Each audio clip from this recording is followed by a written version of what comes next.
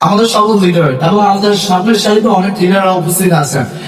আমাদের সকল 6 স্টার, সকল 7 স্টার, 9 স্টার, সবার প্রতি আমার ভালোবাসা এবং সালাম রইল।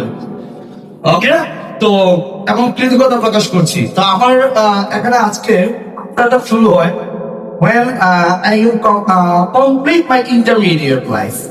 So intermediate আমার intermediate result আসার মতো হয় না, যেমনটা চেয়েছিলাম তেমন হয় না। বুঝলে ভিডিও করেছে স্টুডেন্ট আমি ইন্টারমিডিয়েট পরীক্ষা দেইনি।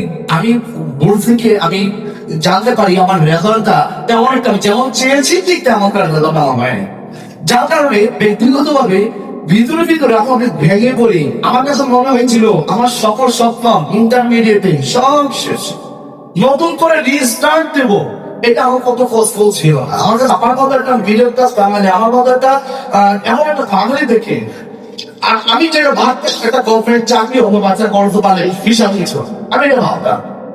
তো পরবর্তীতে আমার অনেক স্ট্রাগল করে পড়ি, কিন্তু আসলে ইন্টারমিডিয়েটে আসলে রাত্রে উঠে আসা আপনার ভিক্টোরিয়া চান্স পাওয়া বাধাগুলো ছাড়া পড়বে যা হয় আমার অবস্থাটা। পরীক্ষার 1 মাস 2 মাস আগে থেকে পরে জন্মদিন রেজাল্ট আসছে, কিন্তু ওইটা আমি যেমন চেয়েছি এমনটা না। পরবর্তীতে আমি খুব হতাশ, কি বল চিন্তিত হয়ে যায়। আমি কান্না করি, আকাশের দিকে তাকায় রাখা বড় বড় শ্বাস নেই যে আমার কি হবে। পরবর্তীতে টিআরসি দাবাটা আমার তখন আসে, তখন আমি ভাবি বিভিন্ন জায়গায় আমি অ্যাপ্লিকেশন দেবো, ঠিক আছে। পরে যখন টিআরসি আমার সামনে আসে তখন আমি খেয়াল করে দেখলাম আমি যদি এই প্রতিষ্ঠানে নিয়ে করতে পারি, তখন আমার কাছে তখন মাস্টার্স করতে তিনি 92,000 টাকা কিছু ইনকাম দেখাচ্ছিল যে আমার মাস্টার্স এবং সবাইকে মিষ্টি খাওয়াচ্ছিল। বলছেন যে আমার মাস্টার্স রেজাল্ট ফার্স্ট ক্লাস আসছে, মিষ্টি খান। তারপর তিনি একটা প্রোগ্রামে বলতেছিল এই যে দেখেন আমার ইনকাম এই মাসে 92,000। তোমরা আমি চিন্তা করলাম মাস্টার্সের পরে ছেলেটা 93,000 টাকা কামাই করে, আর আমি 20,000 টাকা চাকরির স্বপ্ন দেখি। কাহিনীতে পরবর্তীতে আমি খুব আগ্রহ হই জানার জন্য। পরবর্তীতে যখন এই বিজনেসটা সম্পর্কে জানতে পারি আমি খুব ক্রেজি হই এবং ক্রেজিনেস নিয়ে আমি এই ব্যবসা করার সিদ্ধান্ত আমি নেই এবং শুরুটাও হই।